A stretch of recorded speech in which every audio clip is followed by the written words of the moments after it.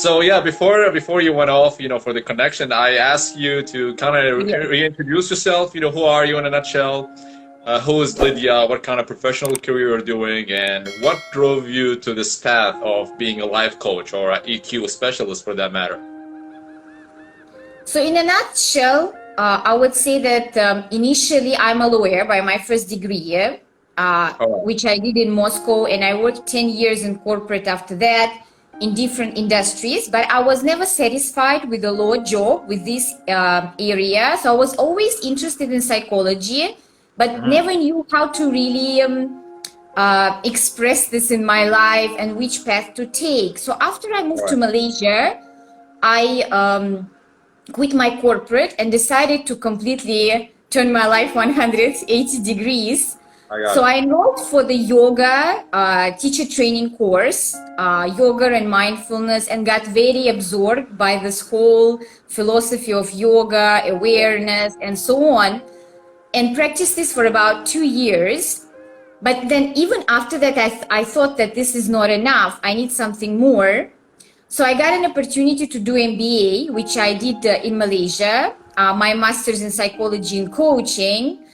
Nice. And yes, so I, in general, a strong supporter and believer in coaching. I think it's a very, maybe in this part of the world, it's still a new trend, not so developed as we see in a Western world, in US, or I don't know, even in Russia. But I think it's picking up a lot in the corporate world and now in the personal life of people as well. Yes, so currently I've enrolled to do my PhD to progress my journey in Yeah. psychology. Yes. So you're here now, and I think now it's a fair time for us to jump into the topic and just, walk me through your mind. I want to ask you some questions, and I'd love to get your feedback about that. And of course, if anything I think that deserve to be mentioned, I will also jump through in and just share that with you also. Sounds good? Of course, yes, All let's right. start. All right, so let's kick it off. Let's start with why people are afraid of making changes. What do you think people that stopping them from actually taking a leap of faith, for that matter, or actually attempting to do at least a tangible changes in their life? What do you think that? Of course, first thing comes to mind that nobody likes a change, right? Because we so got used to the ways that we have in our life.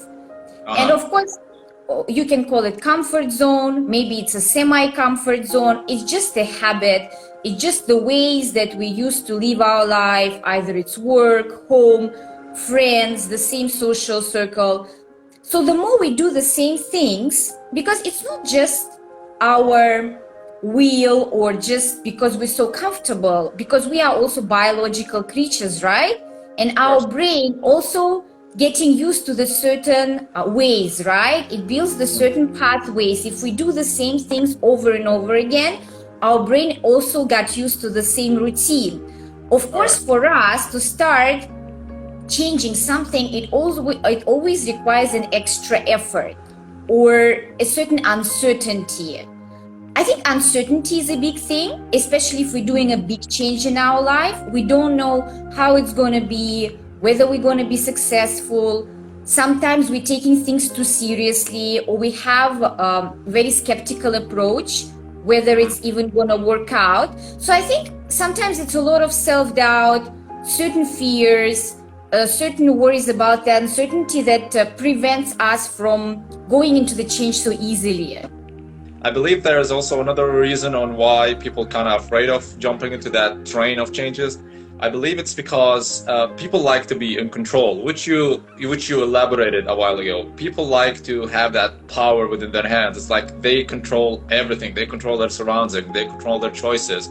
And that by itself would kind of put them in a good, stable, steady state that they will feel like that they are comfortable doing that they are actually making changes doing that. But in reality, unfortunately, it's not, because you're still doing the same thing. It's just that, which, if I may connect it to another point, and it's that that's a bit connected to their habits, their daily habits.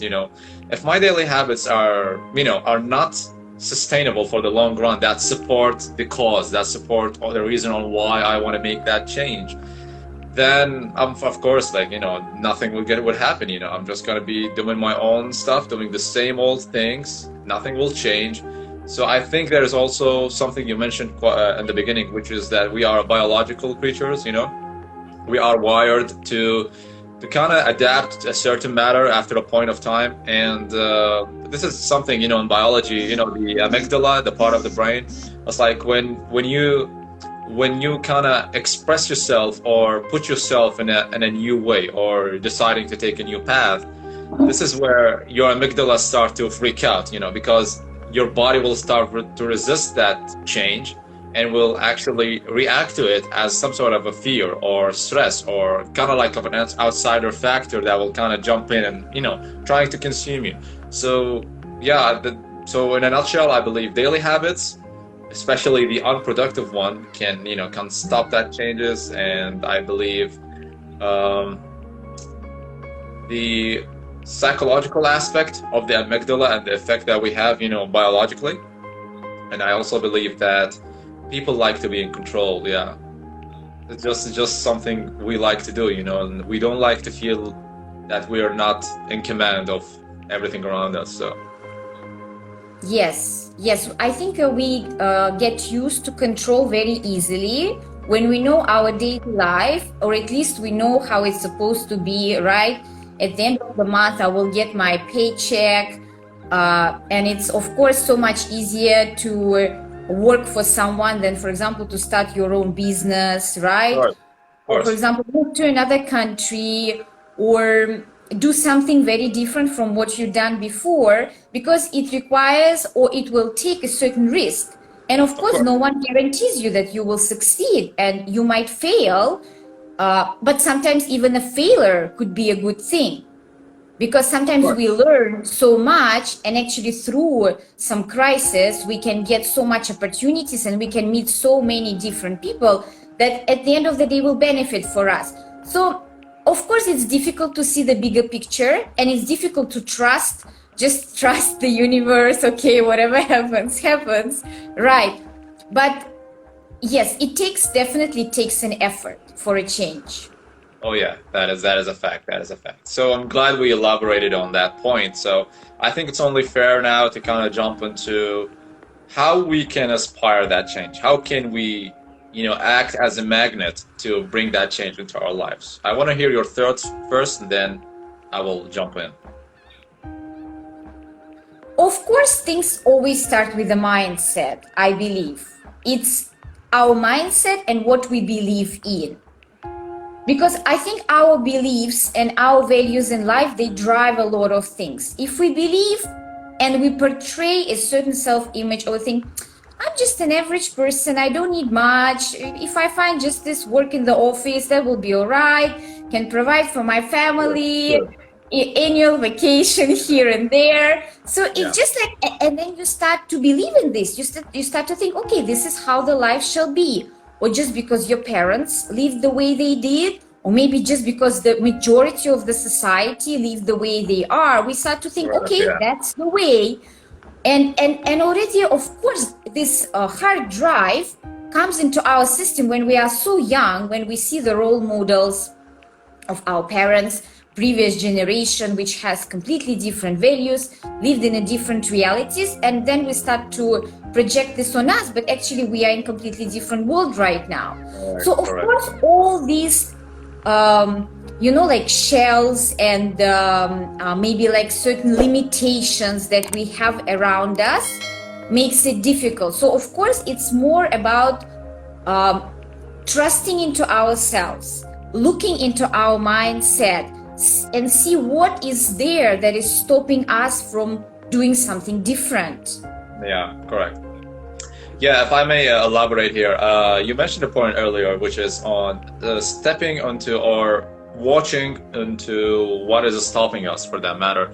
Kind of like I'm going to take you on a trip to, down in the memory lane. Back on when I finished college, I had to work in my country for a while, so that I can travel after that, But unfortunately, prior to my traveling plans, right, I was kind of projected with many ideas that goes, head to head with my plans, with my initial plans, and part of that is because, as you just said, they are because of the mindset, that let's say the earliest generation have developed. It's like especially nowadays, if we're going to suggest something, despite how good it is, you're still gonna have some resistance now and then. It's something gonna happen no matter what, because a lot of people are not actually prone to welcome new changes so welcomely and so openly. They need some proofs. They need to know that someone else has done it before, and they need to know that a lot of success had happened from someone else who did it before. Unfortunately, I was a victim of that, especially with some family members. But at the end, luckily, I brought up in a family that are not, they're not kind of like, let's call it the dream killer. They're just like a bit of skeptical about how things, go. I kind of respect that. I kind of understand that, considering, how they brought up and the generation they went in, right?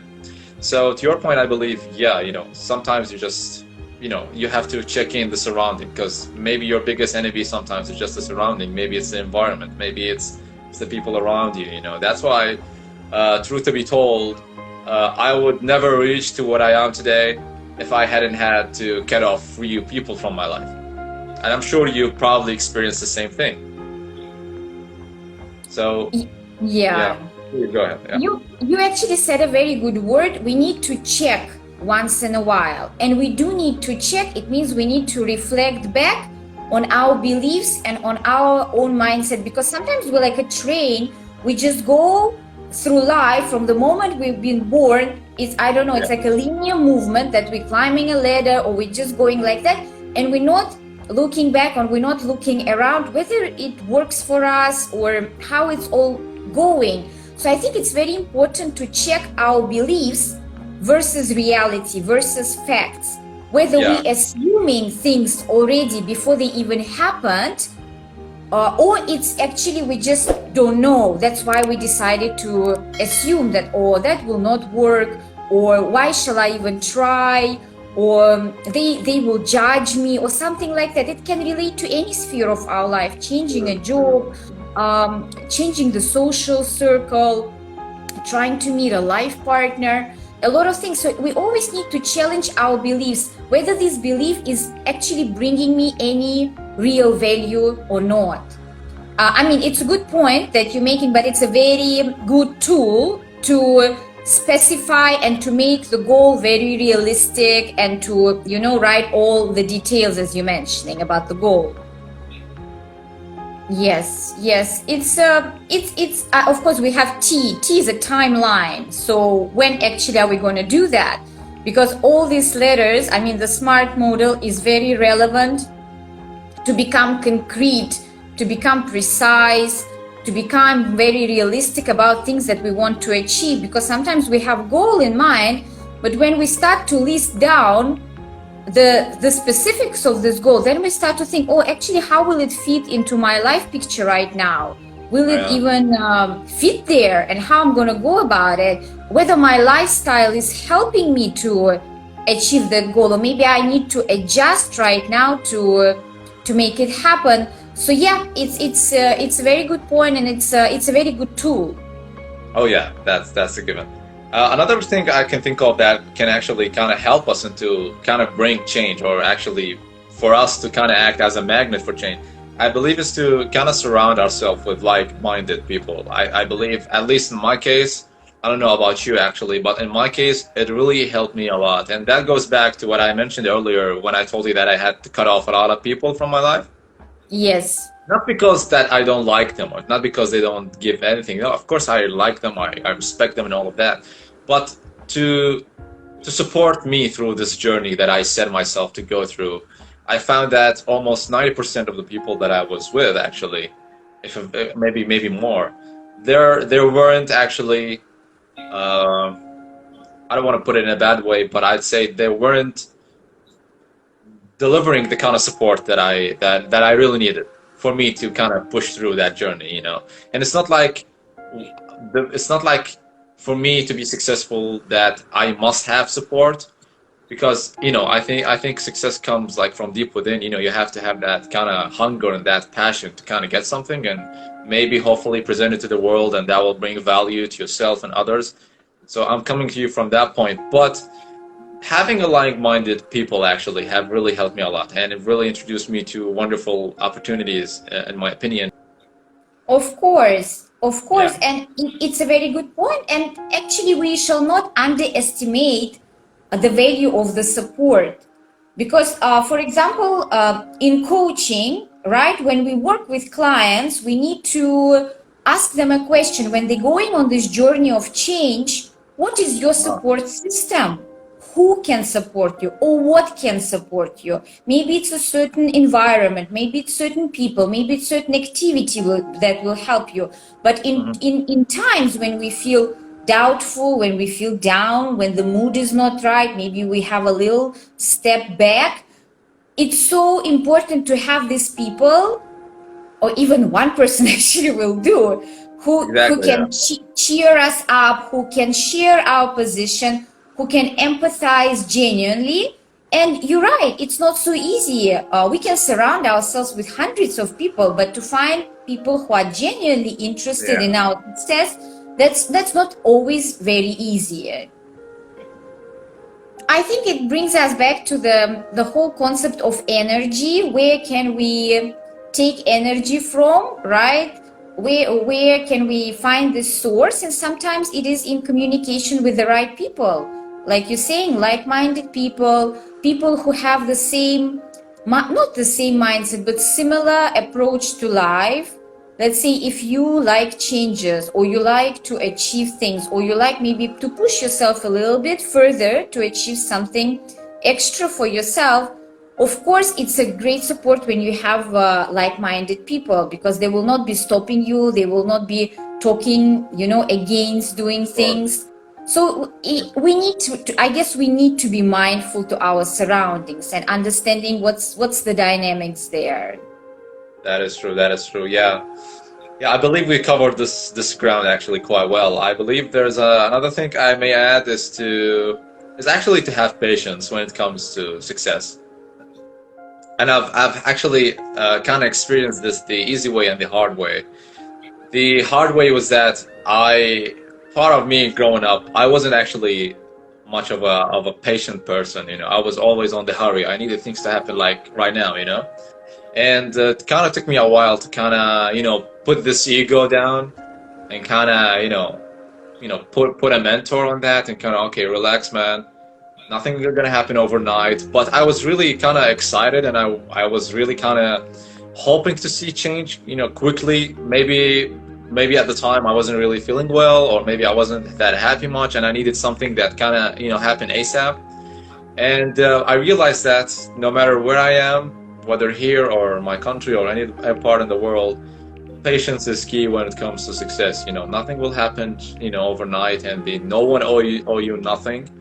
And it's just up to you and the effort you're making. That's all that matters, to be honest. This is what I came to realize. And the more you put on work, like efforts and kind of dedication and persistence to something that you really like, you just have to be patient. That's it. Of course, I think it all bring back the idea of a journey, right? It's like, if we always in a hurry and we only want to get to the finish line, we know where the finish line is, right? And none of us want to end up there very fast. Right. So Yeah, that's good. I guess it makes sense to enjoy the process, and of course the results will follow, but at the end of the day, it's not about the results, right? For example, like we're dancing, not for the sake of finishing the dance. We're dancing for the sake of enjoyment.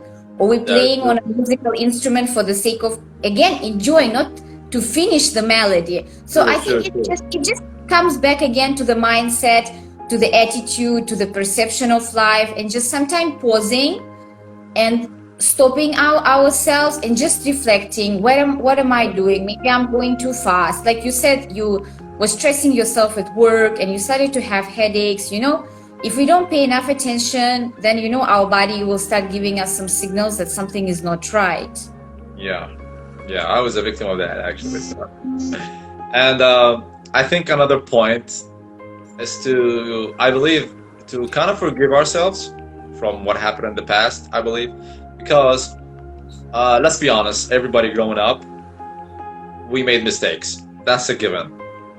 And sometimes these mistakes kind of grow along with us along the way. And for some people, these mistakes will kind of keep haunting them for the longest time, and will kind of keep them kind of instilled in the same position without actually doing nothing. Because these mistakes are just why I made this. I'm not that kind of person. And this actually has to do with perfectionism, in my opinion, I think. Because no one is perfect. That's why I'm an idealist. I'm not a perfectionist. I believe into performing the best way possible at everything I can have or everything I'm dealing with. But being perfect, I don't think anyone will reach that point. It's just because that's subjective to who you are, who am I, the kind of environment, the creativity and all of that thing. So the best thing I would say is to kind of give our best effort. That's it. Give our best effort and kind of forgive ourselves from what happened in the past, but be wise enough to learn from it and live in the moment to kind of draw that future plans. This is how I view, how I view my mistakes that I've done in the past, especially professionally. Yeah, but sometimes, mistake could turn out at the positive also side, it's like Sure, you sure, never sure. know, right? And Yeah, acting like as a catalyst, something that can kind of boost us in to never want to wish to go back and kind of relive that mistakes again, right? exactly. And also you mentioning a good point that sometimes we get attached to our previous experiences, or maybe you consider it as a mistake or maybe negative experience in our life which we didn't like, but we had, fortunately or unfortunately. And of course sometimes it's stopping us from moving forward, or Uh, stopping us from trying again. And it's again coming back to the assumptions and the beliefs, because okay, we will say we tried it once, it didn't work, it took a lot of effort, I ended up being hurt or something, yeah, some negative consequences followed, and now we have a certain perception. So it's very important to challenge this perception again and not to worry about the future, which actually didn't happen yet. I would say it's a fine line, like being like a cautious optimist, because mhm. pessimism and thinking that, taking everything personally, oh, it's my fault, things are permanent, they will not change, it's too much, it's an extreme. Being like totally living with pink glasses, also a bit Oh yeah, scary. yeah. But having a bit of a realistic approach, but also being like a cautious optimist, projecting still more positive Mhm, vibes mhm. in your present, in your future, but at the same time understanding the reality is very important, and not assuming things in advance. I think that's Yeah, that's so important. And one thing I will add here, sometimes when we had a negative experience we tend to generalize, sure, sure. or all the men are like this, or all the women are like that, or Yeah, everyone is judging each other. How will I get to my new office? Everyone, I'm an introvert, how can I fit into this circle? And because sure. we already believe that I'm an introvert, of course you will never fit into the circle. You need to start changing your perception of Of yourself, course, or yeah. how you self portray yourself. So it's again challenging and challenging and challenging in what we think. That is true. Yeah, that is true. I believe we covered a good ground on this point. I would say another point I may add is to pick a sacrifice. Because there is I don't know where I heard it, I think, maybe in a YouTube video or something, but I've heard something that always, resonates with me the most. And I believe that's kind of what kept me motivating the whole time. It's like if you have to sacrifice, you have to pick a sacrifice for what you want. Otherwise, what you want will be your sacrifice. And Mm-hmm. I really, really kind of live by that quote, because I don't believe anything can come for granted. And no one owns you nothing. The universe is not going to conspire to deliver it to your doorstep or something. That's not going to happen. And as I explained earlier, the sacrifices that I had to make was actually kind of huge. First of all, I had to leave my country. I had to cut off a lot of friends, and I had to adopt a new mindset. A mindset that I know for a fact no question asked, that will put me in the direction that I always wanted. But I actually, this is the positive side. Let's call it. The kind of opposite of this one is actually nihilism, and it comes from not taking responsibility from whatever happening in your life. That's why a lot of people are not making changes, because first of all, they're not responsible, and second of all, they reached to a point where they literally said, okay, where everything around me is collapsed, nothing is working around me, so probably I'm just gonna leave it, I'm not gonna make any changes. So that's called nihilism, and it is exactly the opposite of what I explained, because I believe taking responsibility is one of the key things. Take responsibility coupled with doing actions, because at the end I can just sit over here and plan for the next 100 years, but at the end nothing will happen if I don't put myself in the field, if I don't wet my feet off and jump into the pool. You know what I'm saying? It's also in coaching we ask this question sometimes when the client comes up with a goal, and let's say the goal is quite challenging. We will ask a question, so what are you ready to sacrifice for the goal? Well, what will it take you? Are you ready even to sacrifice something? Because it might take a certain sacrifice. Maybe your time management shall be different. Maybe you need to change something in your lifestyle. Maybe you need to start to behave differently. Maybe you need to become more brave, and so on.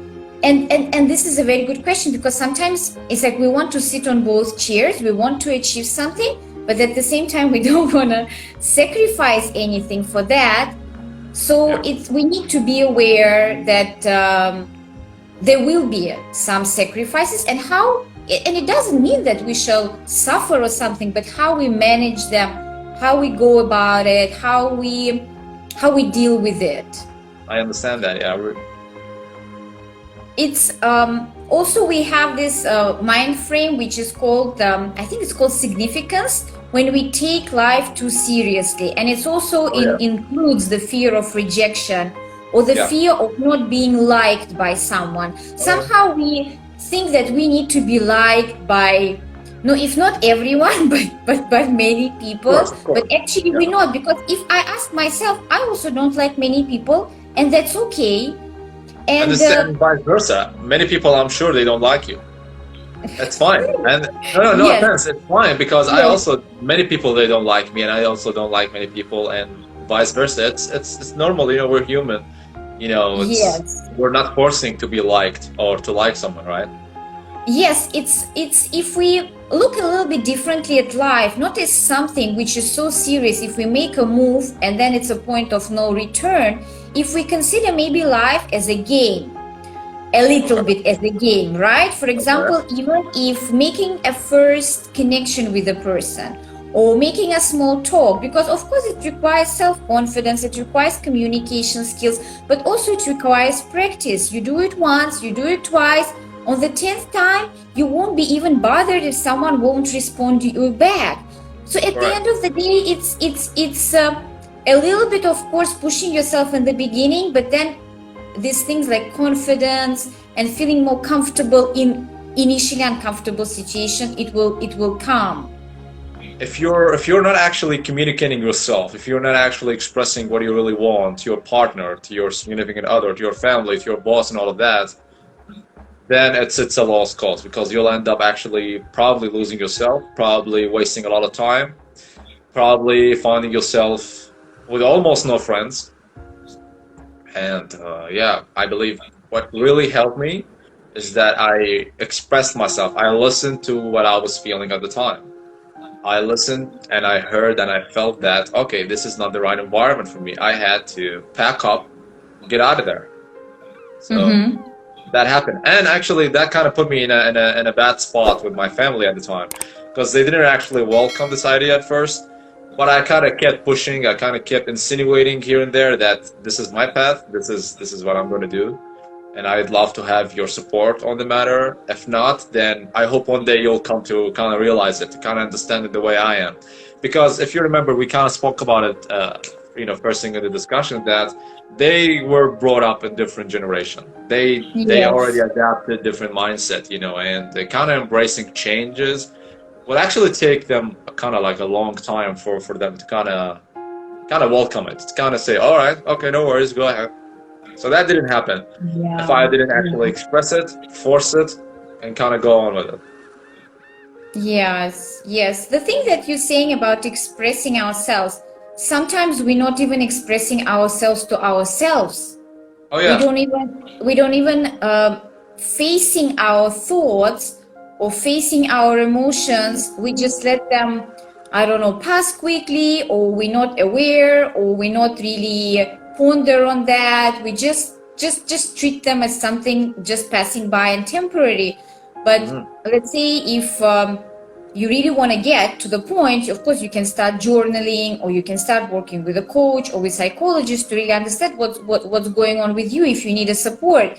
Because even talking things out to someone, of course, can help you finally to speak out loud to yourself, because we don't talk with ourselves, right? We only talk that's to true. That is someone. true. So talking with someone, especially with a professional who will listen and will mirror it back to you, actually will help you to face what are your desires. Like you said, you were not happy, and but you couldn't really realize how and what you're gonna do, but then you just quit in one day. Probably this thing was already accumulated in you, right? Of course, yeah, of That's course, why yeah, it caused yeah, you yeah. to quit so fast. Didn't just happen overnight. You had already this accumulation, maybe, of Of course, of frustration course. or unhappiness. Yeah. My point is, if I keep repressing what I really, really wanted to say for the longest run, all right, Mm-hmm. this is where the shadow personality will kind of start to assemble itself and kind of start to grow further and bigger and stronger.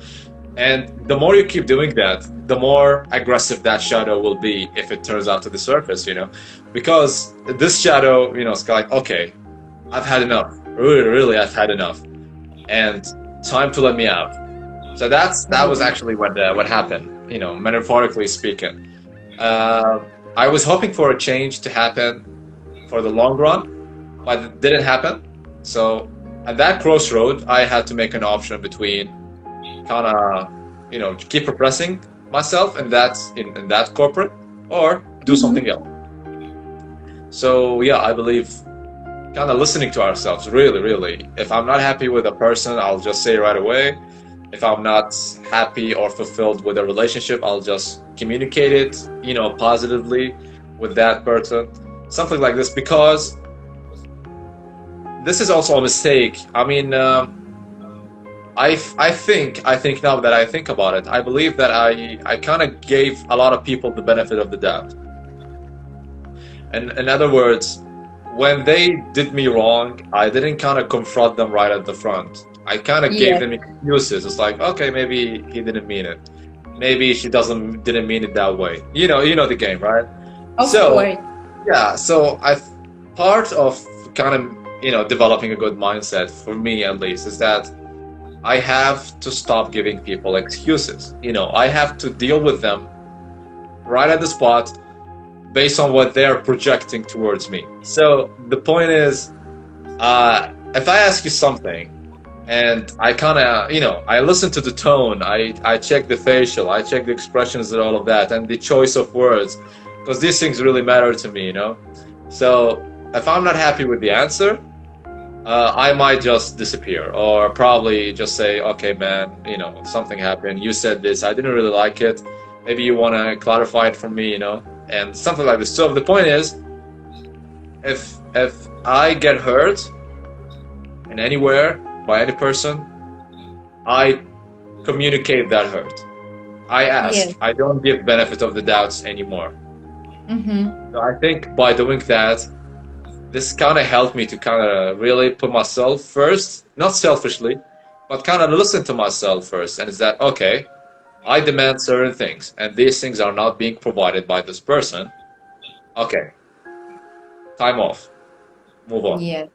You know what I'm saying? Yes. That's Yeah. a very good technique, and I think it's a very constructive approach, because communication skills and in general communicating with the people and talk things through straight away or very short after something happened in a nice, polite, civil manner or without involving any, too much emotions or aggression or anger.